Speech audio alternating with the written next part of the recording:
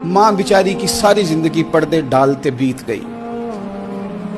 अब्बा ने आके पूछा कहाँ गया वो कहती इधर ही था, मुझे बता के अभी आ जाएगा। वो मुझे कह गया था कि मैं नहीं इधर ही था, कुछ भी नहीं, ऐसी कोई बात ही नहीं। सारी जिंदगी पर्दे डालते बीत गई। अब्बा कई दफा घर में लड़ाई की, बेटे को मारा।